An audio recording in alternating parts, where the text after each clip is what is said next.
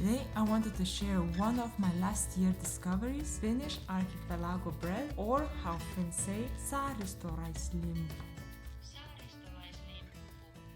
Saaristolaisleipä. As always, I made my life a little bit more complicated, but I wanted to show you two versions of this bread, and needless to say, both versions are vegan. It is commonly used in Nordic countries and people are so used to eat rye bread. I also grew up with this type of bread, and actually for this recipe I went to the nearest Lithuanian store and luckily I found a spare bag. Let's start with the first one, slightly reinvented traditional recipe. For this loaf, let's use dried yeast, so you guys have an alternative option if you don't have fresh yeast, and reinvented buttermilk, plant-based milk with some acidity, which can be apple cider vinegar or fresh lemon juice. I also like to add Malton, which is known to speed up the fermentation, slow down the stalling and give color and taste. This ingredient is completely optional. Let's prepare our dry ingredients: rye flour,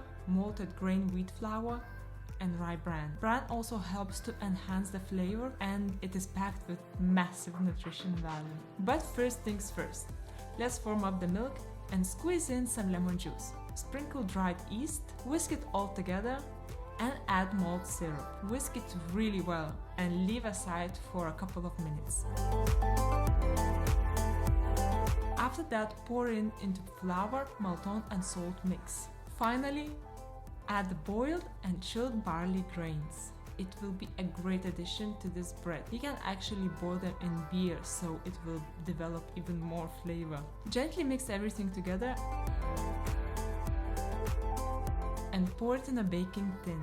We will leave them to proof until it's double of its size. Normally it takes from 1 hour to 1 hour and a half. Let's head to another recipe. The method is exactly the same, but I wanted you to have more alternatives and actually choose what you prefer. We will start mixing this bread by warming up orange juice and adding crumbled yeast. When it's mixed together, let's add 2 tablespoons of malt syrup to orange and yeast mix. Let's prepare dry ingredient mix of malted grains, wholemeal flour, rye bran and salt. This time we're not gonna use Malton. Wholemeal wheat flour is so plentiful. That's why I chose to make one of the loaf with this flour in case you cannot find rye flour. And finally, we will mix them together. Making this type of bread, we don't even need kneading.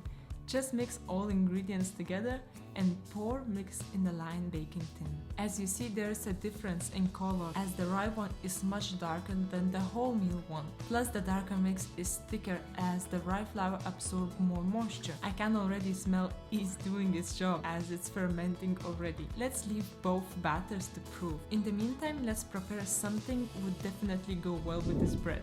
My favorite cashew and herbs spread. Soak your cashews. For quick recipe, you can pour hot boiling water, but if you have time and you want to prepare a day in advance, you can just soak them overnight. I bought a big bunch of dill, and if it happened to happen you have some pickles, you can put them in as well. Let's just mix all the ingredients together, chop them, mix with garlic, blend everything together with some spices, and it's amazing.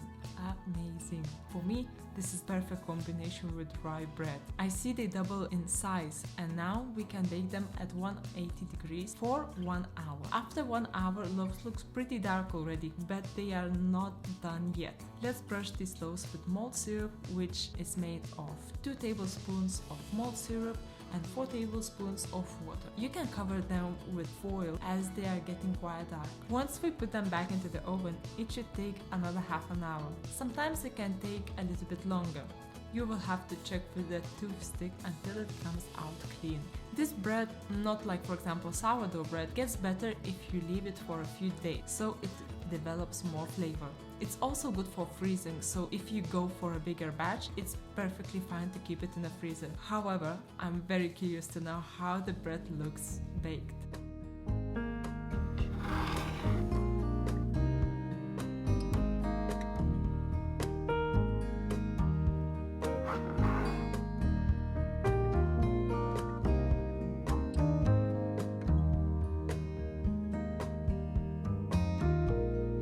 Never thought that I would be the one